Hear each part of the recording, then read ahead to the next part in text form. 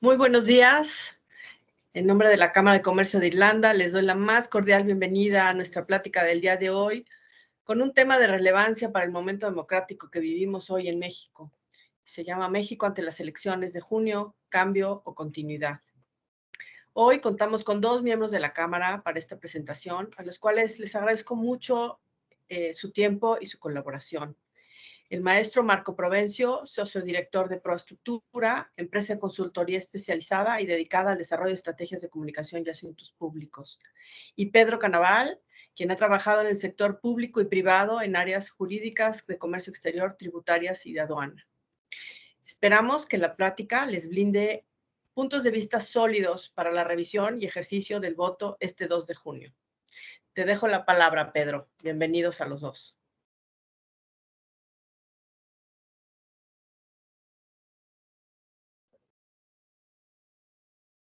Pedro, ¿me escuchas?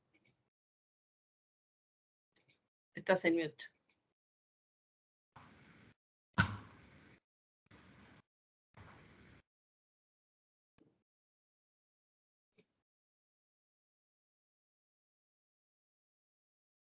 Pedro. Bueno, mientras aprovecho para decirles que nos sigan en redes. Tendremos más eventos durante el año. En marzo tendremos otra presentación y estamos planeando un foro, un Summit México-Irlanda para el mes de junio. Así que estén atentos, en redes sociales estaremos dando la información. Y ahora sí, Pedro está listo. Pedro, buenos días. Apareció un botón ahí que no estaba hace ratito y no sabía yo dónde está el botón del micrófono. Una disculpa, buenos días, bienvenidos a esta extraordinaria charla que nos va a brindar un experto que para mi gusto no requiere presentación, sin embargo, lo tengo que hacer y lo tendré que hacer de manera reducida porque va a ser más interesante escuchar sus puntos de vista pues un currículum que yo creo que nos podemos llevar un buen rato comentándolo, no solo en cuanto a contenido, sino a experiencia. Les presento a Marco Provencio. Él es socio director de PROA Mensaje y Comunicación, que como bien dijo Cecilia, es una firma consultora en asuntos de comunicación y asuntos públicos. Marco tiene una muy larga carrera profesional. Ha trabajado por más de 2 décadas en el sector público, además de que, como ya comenté, es fundador de PROA, que ya tiene más de 20 años de existir. Inició su carrera en la Secretaría de Hacienda y Crédito Público, donde llegó a ser director general de Asuntos Hacendarios Internacionales y vocero de la Secretaría de Hacienda. También, después de este cargo, fue designado director general de Comunicación Social y vocero de la Presidencia de la República allá en el año 2000. Marco es licenciado en Economía por la Universidad Panamericana y completó sus estudios de maestría en Economía y Políticas Públicas en la Universidad de Princeton. Antes de cederle la palabra a Marco, yo les doy también la bienvenida. Gracias a la Cámara Irlandesa de Comercio por la invitación. Les doy la bienvenida en nombre de Baker Tilly y todos los socios que conformamos la firma. Les recordamos que Baker Tilly es una firma consultora de negocios con 7 prácticas profesionales: auditoría, comercio exterior y aduanas, impuestos, legal, consultoría, precios de transferencia y Client Advisory Services, lo que antes se podía considerar Business Processing Services. En Baker Tilly tenemos nuestra oficina virtual en donde nos pueden contactar, que es bakertilly.mx, así como en nuestras diferentes redes sociales, Instagram, Facebook, YouTube, LinkedIn, Twitter, ahora X, como Baker Tilly México o Baker Tilly MX. Si ustedes nos buscan, así nos van a poder encontrar. En las redes sociales estamos constantemente colocando contenidos de interés para todos los clientes y futuros y potenciales clientes. Y bien, el título que nos ocupa el día de hoy no puede ser más oportuno, y la Cámara Irlandesa de Comercio y Baker Tilly identificamos no solo el tema, sino al mejor expositor para ello. Y se trata de México ante las elecciones del próximo junio. ¿Continuidad o cambio? principales retos para la primera presidenta de México, y aquí ya traemos un primer dato que Marco nos da, que es mujer, ¿no? Y yo le dejaría la palabra a Marco con esto. Marco, se cerró el registro en el INE y exactamente hay 100.141.085 registros para votar. Ojalá todo el mundo fuéramos, de los cuales 51.856.000 son mujeres y 48.188.701 somos hombres. Ese es el universo de votantes que estaremos o no estaremos en junio haciendo uso de nuestro derecho. Así es que, bienvenido, Marco, gracias por aceptar la invitación. Adelante, por favor. Muchas gracias, Pedro, por la introducción, por las palabras. Ciertamente las largas carreras profesionales se van dando conforme va uno teniendo edad, ¿verdad? Que es ya mi caso después de 20 años en el sector público y ya poco más de 20 ahora ya en la vida de la consultoría privada. Como dijo Cecilia, el propósito de esta plática, y voy a tratar de ser lo más breve y me voy a ir con cierta fluidez, espero, es poder ver dónde estamos como país ante las elecciones que van a ser ya en poco más de 3 meses. Ya lo decías tú, y una disculpa para los amigos simpatizantes del Movimiento Ciudadano. Tengo varios amigos, incluso alguna hija que participa muy activamente en ese partido político, pero ciertamente es difícil pensar que el candidato a la presidencia de la República, Jorge Álvarez Maínez, vaya a tener más que una participación relativamente testimonial. Así es de que estamos hablando, y ya lo decías tú, de qué retos va a enfrentar la primera presidenta de México, donde creemos que ahí no tenemos la menor duda. Entiendo entonces, Pedro, que voy a ir haciendo la presentación de estas pocas láminas.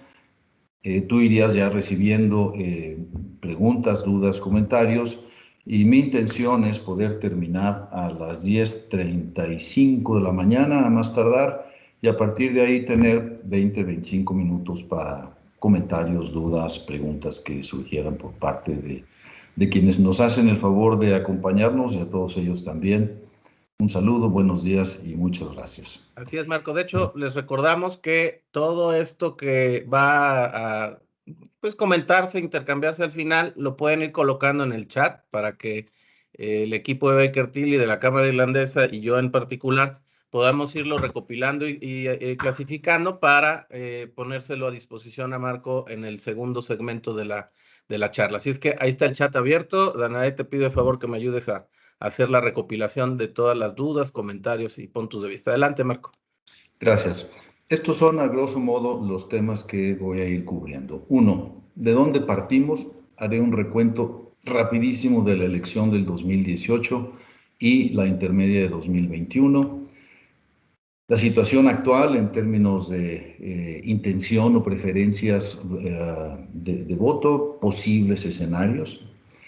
3, creo que es muy importante que nos detengamos unos minutos para comentar los riesgos electorales que enfrenta el país. ¿Qué retos tendría la candidata, en su momento presidenta Sheinbaum, de ganar la presidencia? ¿O qué retos tendría la candidata, o en su momento presidencia, Xochitl Gálvez, de ser ella quien triunfara en la elección de junio? Algunos retos son indistintamente para una o para otra. Hay retos que, sea una o sea la otra, van a ser los mismos, pero cada una enfrentará también, ahora sí que su propia batería de retos, dependiendo del resultado, evidentemente, de la elección.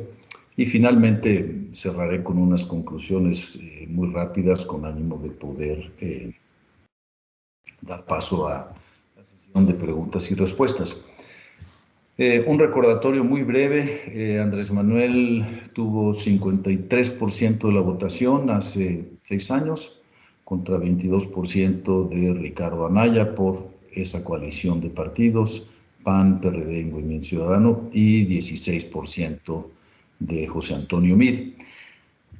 De manera muy interesante, estos 53% de votación que tuvo el ahora presidente López Obrador, se compara con el hecho de que su partido y la alianza de partidos que lo llevó a la presidencia, en esencia, obviamente Morena, el Partido del Trabajo y el Partido de Encuentro Social, entre ellos recibieron, sin embargo, 43% de la votación.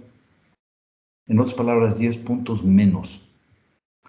Y esos 10 puntos menos que tuvieron los partidos que llevaron a López Obrador a la presidencia, en esencia, pues se repartieron en 10 puntos más en los partidos de oposición, de forma tal que la suma de la votación para diputados de quienes llevaron a la candidatura de Anaya y de José Antonio Meade, interesantemente fue arriba de la mitad.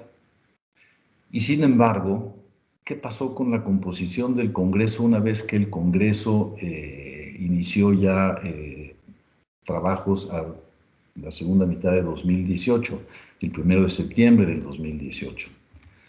Esta es la composición del Congreso con la que inició la actual administración.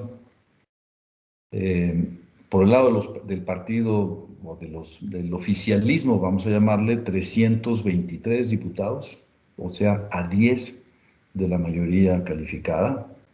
La oposición con 147 diputados, y dejé afuera, en este caso, a los 28 diputados del Movimiento Ciudadano y a 2 diputados sin partido. Dejé afuera en esta lista Movimiento Ciudadano simplemente para tratar de ir ubicando la conformación de las 3 fuerzas políticas o de las 3 agrupaciones que estarán contendiendo ahora en las próximas elecciones. Por el lado del Senado, bueno, podemos ver cómo el grupo oficialista, por así llamarle, 77 senadores, a 9 senadores de tener la mayoría calificada, la oposición 42 y Movimiento Ciudadano con 8 y un senador sin partido a inicios de la legislatura. Es importante comentar aquí la elección del 2021 y lo que vamos a ver en estas cifras, a grosso modo, es la cifra entre paréntesis, son los escaños, los asientos que tenía ya sea la coalición oficialista o la coalición opositora. No me detengo mucho aquí, simplemente podemos ver cómo la coalición oficialista, que en la primera legislatura de este gobierno tenía 323 diputados, ahora tenía 278, una pérdida casi de 50 asientos. Y a su vez la oposición, o los 3 partidos ahora coaligados en Fuerza y Corazón por México, tenían 147 al inicio de este gobierno, subieron 52 escaños para tener 199 a mediados de 2000, o con la elección intermedia de 2021. Esta es básicamente, digamos, una forma de entrar ya a la situación actual y a los escenarios posibles que vemos. Creo que hay una parte muy importante que no podemos dejar de lado, y es que lamentablemente nuestro país se ha venido rezagando en una serie de indicadores, y aquí menciono solo algunos. En educación, y se comprueba con la disminución muy drástica en los puntajes de la prueba PISA del 2022. Se podrá decir es el efecto de la pandemia, pero la pandemia sucedió a nivel global y de los países que más vieron sus calificaciones de sus estudiantes rezagarse en la evaluación de 2022, pues fue México, como si la pandemia no hubiera sucedido casi en algunos otros países. Curiosamente hay algún país latinoamericano, por ejemplo Argentina, que sus evaluaciones de la prueba PISA en 2022 son un poco mejores que previo a la pandemia. En salud tenemos ahora 39% de la población sin acceso a servicios médicos, que es más del doble de la población que no tenía acceso a servicios de salud en el 2018.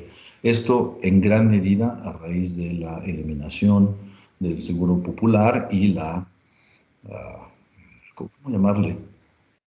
pues el error craso de la creación del INSABI, el Instituto de Salud para el Bienestar, como si alguien pudiera hacer un Instituto de Salud para el Malestar, pero bueno, no podría uno tampoco eliminar esa posibilidad. En precariedad laboral se entiende como personas que trabajan menos de 35 horas a la semana queriendo trabajar más, o personas que trabajan más de 35 horas a la semana por menos de un salario mínimo.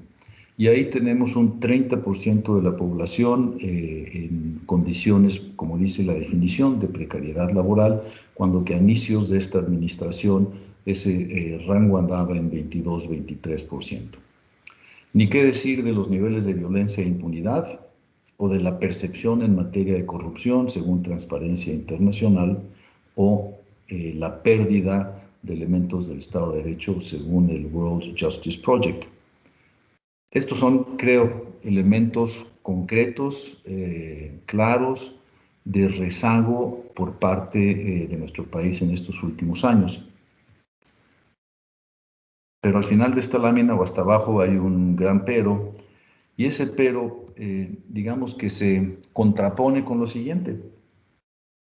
Tenemos más de la mitad de la población que cree que la situación económica de su familia es buena, contra 7% de la población que cree que la situación económicamente de su familia es mala, una relación de 6-7-1. Casi la mitad, 44%, considera que la situación económica del país es buena, 18% cree que la situación del país es mala.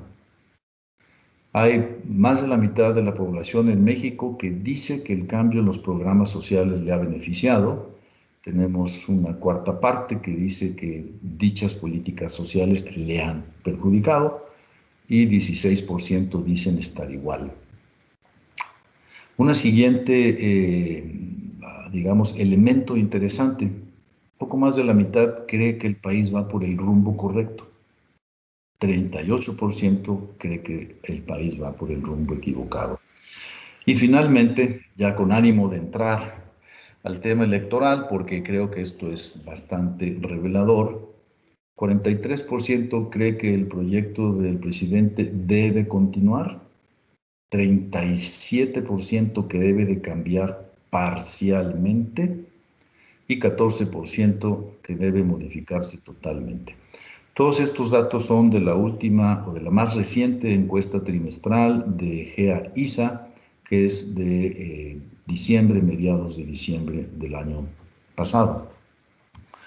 Ante esta situación que nos brinda algunos elementos de cómo vemos los mexicanos la situación de nuestro país, y repito, sé que hice mucho hincapié en el tema económico. Para efectos prácticos hay los siguientes escenarios posibles como resultado de la elección. Una presidencia con mayoría calificada, que significa, como dice aquí, 2/3 partes de los diputados, cuando menos 2/3 partes, cuando menos 2/3 partes de los senadores. Siguiente opción, una presidencia con mayoría absoluta, mitad más uno en ambas cámaras, o pudiera haber una presidencia sin mayoría absoluta en una o en dos cámaras. ¿Qué nos dice la población en esta misma última encuesta GEA-ISA, que es una encuesta a nivel nacional en vivienda con un rango de margen de error de más o menos 3%? Nos dice 42% se identifica con Morena, 14% con el PAN o 14% con el PRI, y de manera interesante una cuarta parte de los mexicanos indefinidos respecto a su afiliación o a su simpatía con algún partido. 44% votaría hoy por Morena, hoy siendo, repito, diciembre del año pasado, y vemos ahí el resto de preferencias partidistas. De manera interesante también, la opinión positiva negativa de Claudia Sheinbaum, la vemos ahí, 53-26 para un neto de 27. y la opinión positiva o negativa de Xóchitl Gálvez, como vemos ahí, 38-27, con un neto de 11. Y algo muy importante que se desprende de esta última encuesta del mes de diciembre: prácticamente 9 de cada 10 simpatizantes de la coalición oficial, gente que se identifica con Morena o con cualquiera de los partidos que conforman esa coalición, 9 de cada 10 dicen que votarían por Sheinbaum. Y 4%, 4 de cada 100, dicen simpatizar, identificarse con Morena, con el PT, con el Verde, pero que votarían por MC. Y vean esta otra cifra: 74% de los simpatizantes de la coalición opositora, gente que simpatiza o se identifica con el PRI, con el PAN, con el PRD, votarían por Xóchitl Gálvez, y 11% votarían por Movimiento Ciudadano. En esencia, ¿qué es lo que nos dice este dato? Que la candidata Gálvez tiene un enorme trabajo que hacer de entrada para asegurar que quienes simpatizan con cualquiera de los 3 partidos que conforman su coalición voten por ella. Y de este dato puede uno desprender que, en efecto, si a alguien le va a quitar votos, cuando menos para la presidencia de la República, el candidato del Movimiento Ciudadano, pues parece ser que hay una mayor inclinación a quitarle votos a la candidata del Frente Amplio por México que a la candidata del oficialismo. Un punto simplemente a recordar: son encuestas de diciembre. Estas encuestas son 2 simplemente que quiero traer a la mesa. Sabemos que en estos días hay una feria de encuestas, algunas realmente inverosímiles, que es muy difícil pensar que no son encuestas pagadas. Pero 2 encuestas de consultoras serias, GEA-ISA, con quien nosotros en PROA tenemos ya muchos años trabajando de manera conjunta. La encuesta de diciembre de GEA-ISA le da estos 22 puntos de diferencia a la candidata, en favor de la candidata Sheinbaum, y la encuesta de fines de enero del Financiero le da 16 puntos. En ambos casos, Movimiento Ciudadano con 10 puntos en cada una de estas 2 encuestas. De manera interesante, la primera encuesta de GEA-ISA tomaba a Samuel García como candidato, y entiendo que la encuesta del Financiero, si mal no recuerdo, todavía no tomaba a Jorge Álvarez Maínez como el candidato oficial. Con todo esto, siempre hay una pregunta que de una vez me voy a adelantar a ella, porque si no sé que vendría a la hora de las preguntas y respuestas. Oiga, pero ya con toda esta información no pretendemos que usted pronostique, nadie tiene bola de cristal, pero ¿qué escenarios ve? Y aquí están básicamente los escenarios que vemos en términos de un posible resultado de la elección. Sentimos que el escenario más posible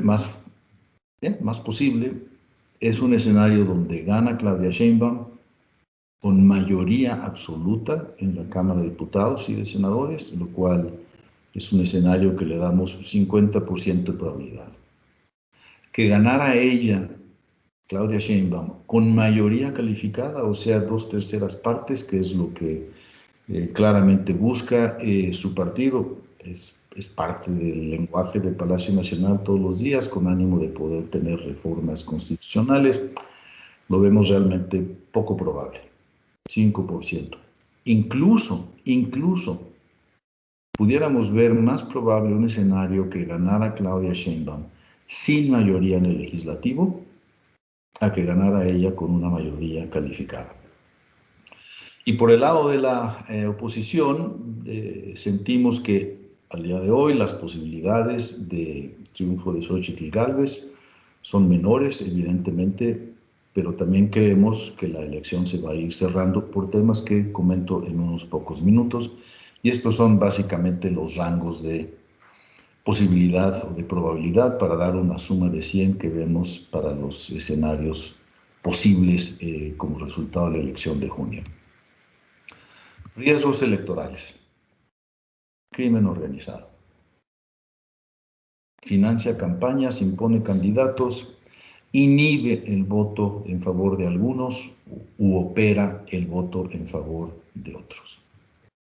La intervención del Ejecutivo, y no solo en términos de el manejo de recursos públicos, sino también pues, el manejo diario de la agenda mediática desde Palacio Nacional y el tipo de intervención claramente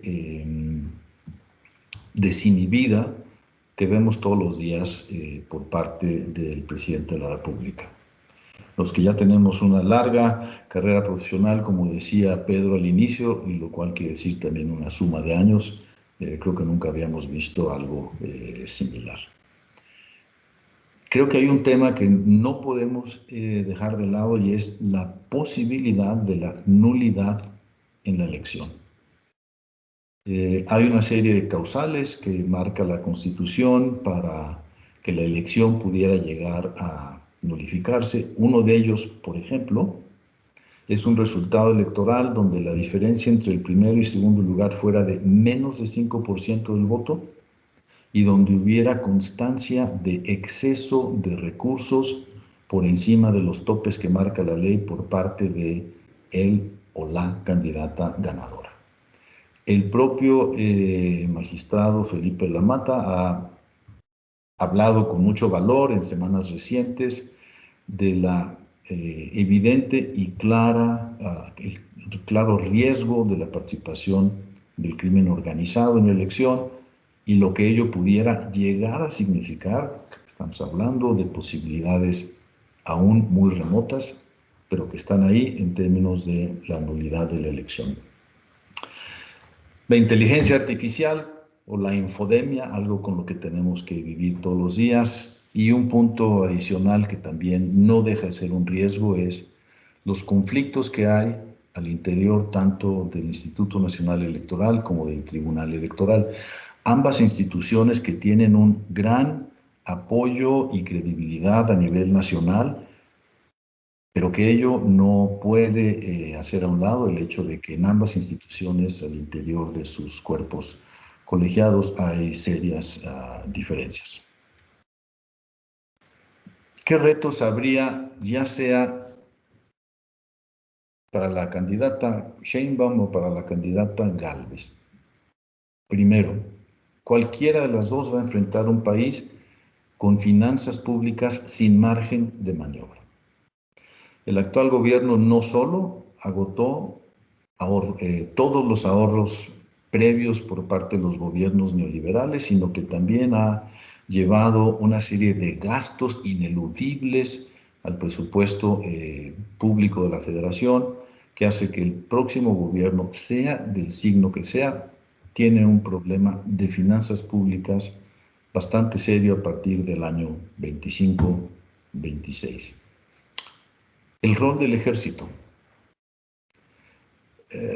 Llamó un poco a risa para los expertos que el plan de pensiones del presidente que presentó hace unas semanas supuestamente se financiaría con el 25% de las utilidades de las empresas administradas por el ejército. Empresas todas que en los próximos años no se ve cómo van a salir de un problema deficitario. Llámese Mexicana de Aviación, llámese el Tren Maya, llámese el Aeropuerto Internacional Felipe Ángeles, todas y cada una de ellas empresas con altos niveles de déficit y por lo tanto carga al erario. Ese es un problema para Sheinbaum o para Xochitl. La situación de Pemex, no me detengo ahí, es evidente cada día que es una empresa, lamentablemente, es un barril sin fondo. Y una parte creciente de los recursos públicos se va a tratar de apoyar una empresa que, más que contribuir a las finanzas públicas y al bienestar público, se vuelve en una pérdida de recursos. La sociedad polarizada y finalmente un reto muy importante es este cambio constitucional que se aprobó en la actual administración, de una posible revocación de mandato en 2028. ¿Qué retos habría exclusivamente para la candidata Sheinbaum? ¿Cuál va a ser su papel vis-a-vis el presidente actual? ¿La va a dejar gobernar? ¿Será un maximato desde Palenque, como mucha gente avisora? ¿Qué va a hacer ella con el paquete reciente de reformas constitucionales, que ahorita evidentemente dice que va a ser parte de su gobierno? ¿Lo dice porque lo cree o lo dice porque lo tiene que decir? Su relación con Estados Unidos en los temas complejos de la relación con Estados Unidos. El panel en energía al amparo del TEMEC, que es un tema ciertamente latente. La ineptocracia burocrática del actual gobierno de Morena, ineptocracia como pocas veces vista. ¿Y cómo se le va a comparar en términos de su predecesor, en términos del manejo de la narrativa pública? Algo en lo cual el presidente López Obrador ha sido verdaderamente, no quiero decir un genio, pero sí verdaderamente hábil para manejar y controlar la narrativa pública del país todos los días. ¿Qué retos habría para la presidenta Gálvez? ¿Cuál sería para la presidenta Gálvez su relación con el presidente López Obrador? ¿Cómo implementaría un gobierno de coalición? ¿Cómo distribuiría las carteras en su gobierno entre algunos partidos a los que claramente unen la vocación democrática, pero no los unen muchas otras políticas en materia social, por ejemplo, en materia de derechos humanos? Entonces, suponiendo que la candidata Xóchitl fuera la triunfadora en la elección, su relación con el expresidente, sus retos para implementar un gobierno de coalición, su relación con el ejército, su postura ante los proyectos emblemáticos de la 4T. No dejaría de tener mayoría de gobernaturas de Morena, hoy tienen 23, recordemos que tenían 0 hace exactamente 6 años. Empezaron ganando 5 en el 2018, hoy son 23 los gobernadores de Morena y posiblemente ese número quede prácticamente igual, 24 gobernadores, 22 gobernadores al término de esta próxima elección. ¿Y qué haría y cómo lo haría en términos de las contrarreformas del actual gobierno en materia ya sea de energía, de educación, de salud? ¿Cómo reformar o contrarreformar lo que este gobierno ha hecho? Termino aquí ya con esta última lámina a manera de conclusiones. Enfrentamos una elección enormemente compleja, francamente como nunca ha visto el país. El crecimiento del crimen organizado, hay quien habla que más bien deberíamos hablar del crimen autorizado. Como actor político es un elemento de enorme preocupación. Cuando ve uno notas como la del Reforma el día de hoy, donde es la iglesia, unos obispos del estado de Guerrero, quienes son, y hablan claramente de ello, los interlocutores con los líderes de las bandas criminales para poder tener treguas que permita que el transporte circule en Chilpancingo y que permita una cierta calma en el estado. Y es la iglesia la que toma un papel e interviene ante la ausencia total del Estado. Como dice alguno de los obispos citados en esta nota, no saben si el Estado no interviene, el Estado de Guerrero no interviene porque no quiere o porque es parte del problema y está aliado a uno de los grupos. El hecho es de que este elemento del crimen organizado es un tema muy relevante en este proceso electoral. Creo también que las encuestas al día de hoy no muestran lo reñido que la elección va a ser. Y para muestra un botón, tuvimos elecciones para 2 gobernadores en julio del año pasado. La elección para Coahuila, las encuestas en la elección en Coahuila le daban al candidato de la alianza PRI-PAN una ventaja aproximadamente de 20 puntos previo a la elección, terminó siendo una ventaja de 35. Las encuestas en el Estado de México señalaban una ventaja para la candidata de Morena aproximadamente de 15 puntos. La candidata de Morena ganó con una diferencia de 8. En otras palabras, lo que estamos viendo es, hay una parte muy importante del electorado que en esencia le miente al encuestador, aún suponiendo que el encuestador hace el mejor de los trabajos, miente por tener miedo a que le quiten sus programas sociales, mienten por desconfianza ante la persona que le está preguntando por quién va a votar. Y por lo tanto, me parece que al igual que en otras elecciones previas, una parte importante de quien se dice indefinido respecto a su voto, al final del día es un voto escondido en favor de algún candidato de oposición. Finalmente, creo que la elección pondrá a prueba la capacidad institucional del país. Esta elección va a poner a prueba al Instituto Nacional Electoral y en su momento también al Tribunal. Y esto porque hay dos proyectos de país claramente diferenciados entre una coalición y la otra. Un régimen democrático o autoritario es una de las alternativas que están ahí. Un régimen plural de partidos o un régimen unipartidista por parte de una coalición triunfante. Un régimen en el cual el Estado de Derecho sea la norma máxima o haya una involución en incertidumbre jurídica. Un régimen que pudiera ir retomando prácticas de eficiencia gubernamental, de estudios técnicos, de apoyo a las decisiones de políticas públicas en función de elementos sustantivos y no de medidas sin sustentos.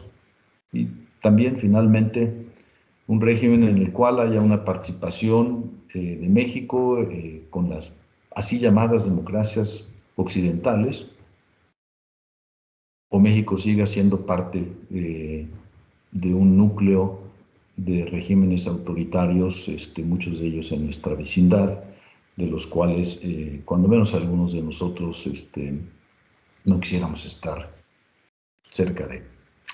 Termino aquí con la presentación, son las 10:37. Pedro, de nueva cuenta, muchas gracias. Cecilia, a la Cámara Irlandesa en México, y con el mejor de los ánimos para comentar cualquier duda, pregunta que llegara a ver por parte de los asistentes. Muchas gracias. Al contrario, Marco, muchas gracias y extraordinaria puntualidad, como comentaste. Estamos al punto de los 10:38 ahorita para poder abrir este periodo muy interesante. Yo, pues como soy el moderador, traigo mano. Entonces me parece que puedo hacer algunos comentarios previos recogidos a lo largo de tu charla. Y como bien decías, pues son cifras que ahí están, son cifras oficiales, bueno, no oficiales, más bien formales, de consultoras, de encuestadoras, que cada quien las podemos interpretar de la manera que consideremos, ¿no? Pero yo, después de escucharte, la conclusión que me lleva es, al corte de este día del gobierno del presidente López Obrador, podemos decir que los indicadores de todo lo que comentaste de bienestar, de popularidad, de los programas sociales, en fin, podemos concluir que hay un índice positivo de rentabilidad política electoral. O sea, sí hay, el negocio funcionó, las utilidades hoy se pueden ver, la preferencia pública y por lo tanto posiblemente electoral se va a traducir en esa mayoría. La tendencia que hasta hoy vemos es hacia aprobación, hacia la gestión pública del presidente. Entonces, yo diría, bueno, los indicadores de rentabilidad política son positivos, ¿no? O sea, el negocio dio sus rentabilidad. Y de ahí, en estos últimos meses antes de la elección, pues es donde se va a jugar el resto, como dicen por ahí en las cartas, ¿no? Y hay una serie de factores que pueden influir, yo no sé si decidida o no decididamente, en el cambio de rumbo de las tendencias públicas y por lo tanto electorales. ¿Qué lectura le das tú a este cúmulo de propuestas en materia de reforma a la Constitución? Y sobre todo los temas que están contenidos, que son de todo tipo, pero sobre todo el momento, ¿no? Porque es evidente que el momento pues no va a permitir con el Congreso actual, con la conformación política del Congreso actual, pues que transite una reforma constitucional con las 2/3 partes de los legisladores. Entonces, la pregunta es, ¿cuál fue la idea o cuál es la intencionalidad de anunciarlas un 5 de febrero, por cierto, ¿no? Día de la Constitución, con toda esa controversia que se hizo de quién fue o quién no fue al evento en el Teatro de la República, en fin. Entonces, no sé, ¿qué sabor te deja? ¿Como a qué te huele, como dicen por ahí, este momento de presentar esto junto con pues una rentabilidad de los indicadores claramente positiva al movimiento oficialista? Bueno, creo que el paquete de reformas constitucionales es claramente una manera de estar presente en la elección. Es una manera en la cual el presidente puede mantener su narrativa respecto a lo que él considera pues debe ser el rumbo del país en los próximos años. Creo que dices bien, difícilmente alguna de estas reformas va a pasar en cualquiera de las cámaras, pero no se va a eliminar la discusión de las mismas en los foros que va a hacer Morena al respecto y en la propia Cámara de Diputados, que fue la Cámara de origen de estas iniciativas.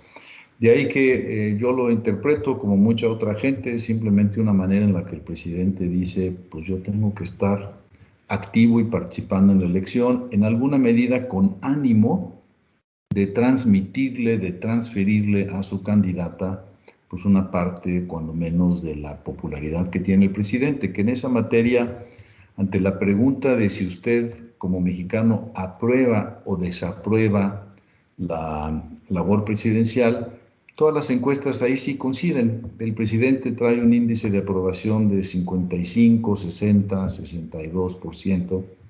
Ahí no hay una gran diferencia. Es interesante ver por qué la gente que aprueba al presidente dice que lo aprueban. Y de la misma encuesta GEA-ISA de diciembre, y solo me detengo medio minuto, de las razones que la gente dice es la razón por la cual apruebo la labor del presidente, la mayor, 26%, dice que ha tenido buenos resultados. Y vemos que en materia económica hay buenos resultados. Buenos resultados en el sentido de un tipo de cambio relativamente fuerte. Claro, el dólar está más barato hoy que hace 5 años, aunque la canasta básica está al doble de precio, ¿no? Pero en términos de creación de empleo y demás, hay una situación donde pudiera uno decir que hay buenos resultados. El 23% dice que aprueban la labor presidencial porque se identifican con él, que es algo muy importante que sí tiene este presidente. Habla de una manera, se expresa de una forma, aborda los temas de cierta manera, donde una parte importante del país se identifica con ello. El 21% dice que lo apoya porque tiene buenas intenciones y el 20% porque los programas sociales le benefician, ¿no? Entonces, creo que parte de, volviendo a tu pregunta, las reformas constitucionales que presenta para estar presente, mantenerse activo y ver de qué manera eso puede pues, transferir una parte de esa popularidad a la intención de voto en favor de Claudia Sheinbaum.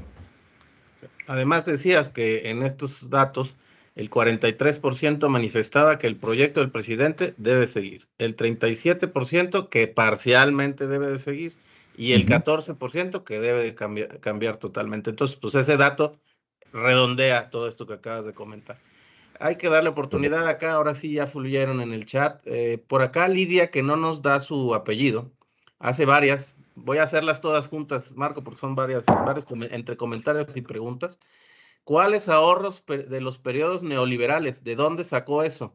Este periodo se incrementaron reservas, por favor, sin mentir o proporcionar los datos serios. Y como en este chat somos amantes de la libertad de expresión, los leo tales cual.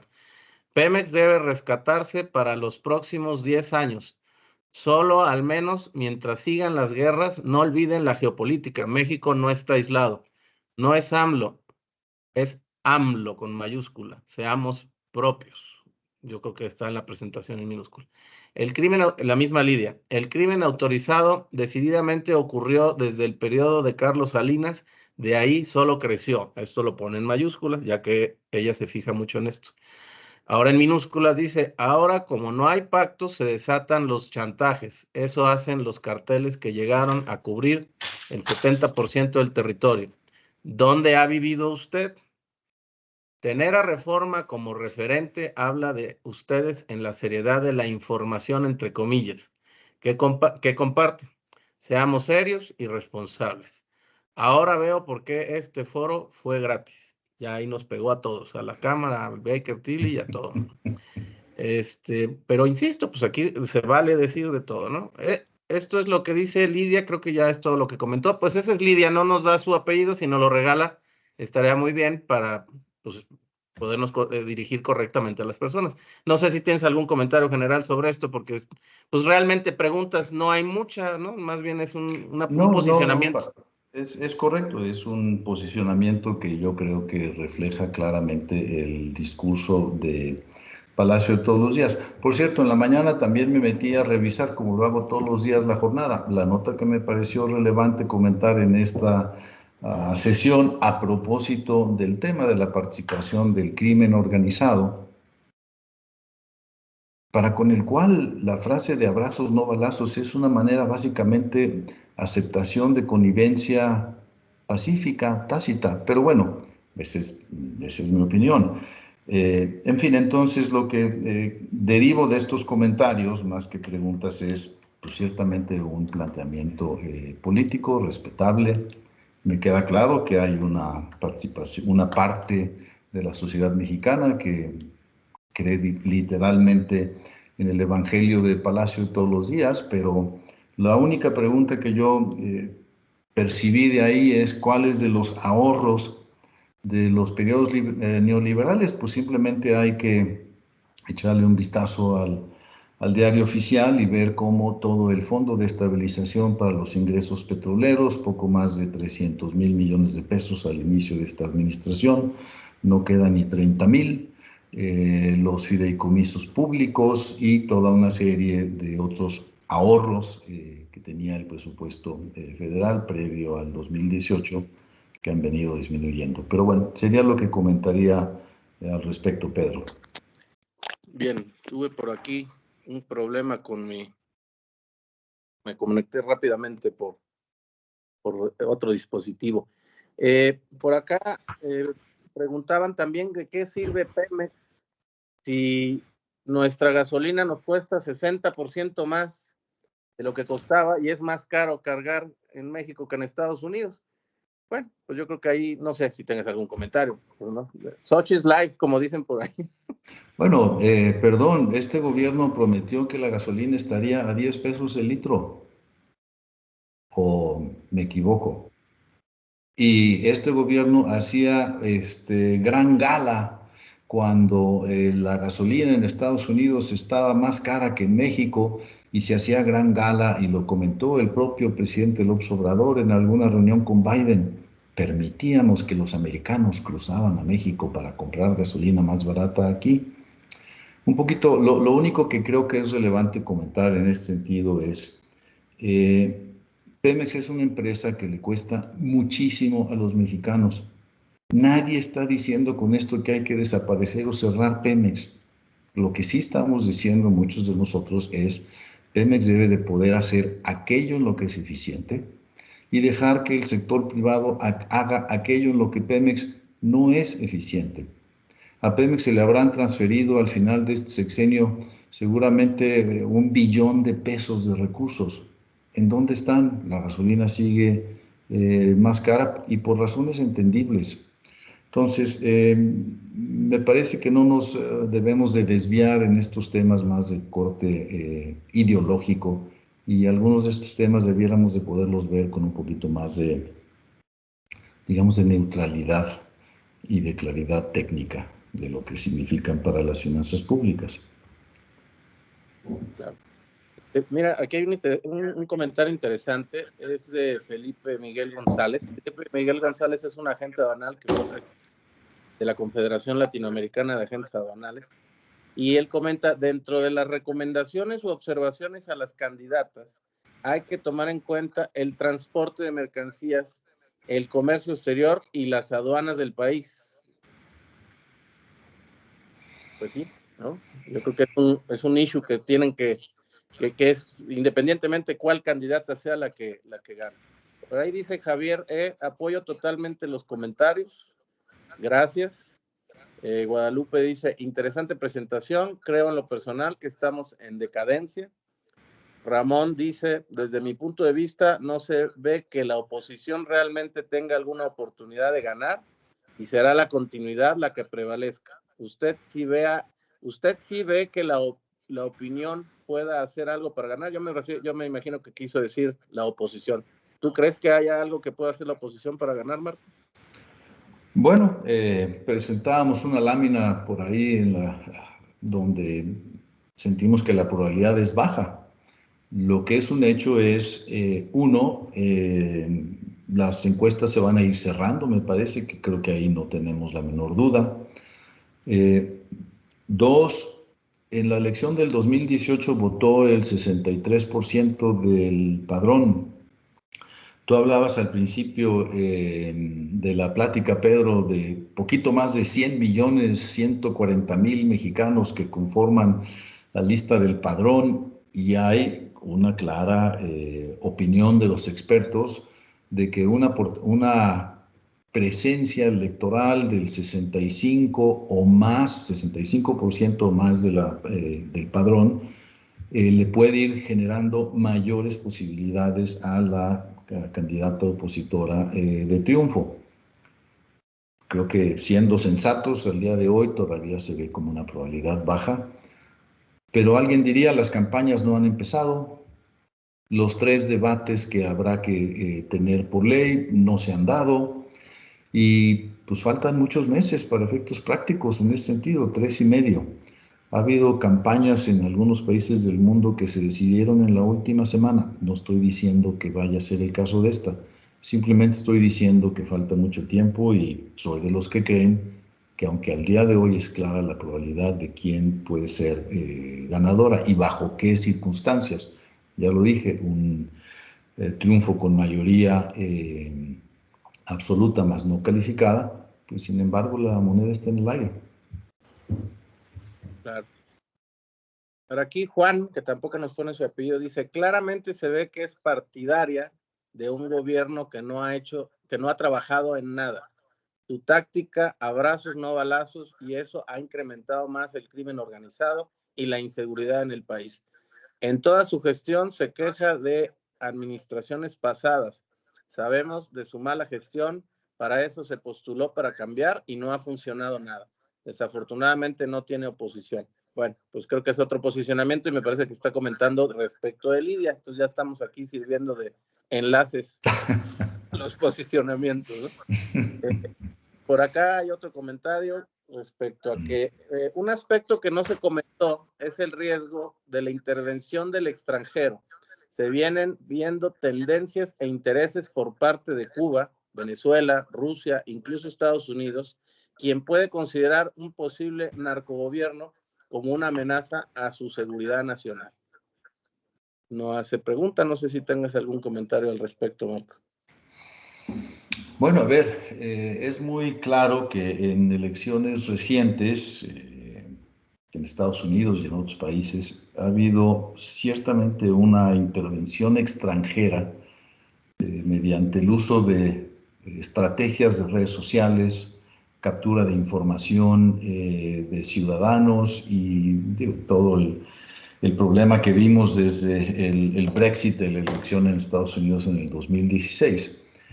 Creo que ese es un tipo de intervención, por así llamarle, que pues, el mundo no está exento de ella, ya ninguna parte del mundo lo está hoy en día. Sí puedo entender, y creo que cada uno de nosotros puede entender, pues que hay aspectos de la seguridad nacional de nuestros vecinos, y tenemos vecinos tanto al norte como hacia el oriente, pues cuya seguridad nacional se vuelve muy importante la elección en México. Evidentemente lo que queremos los mexicanos es que esta sea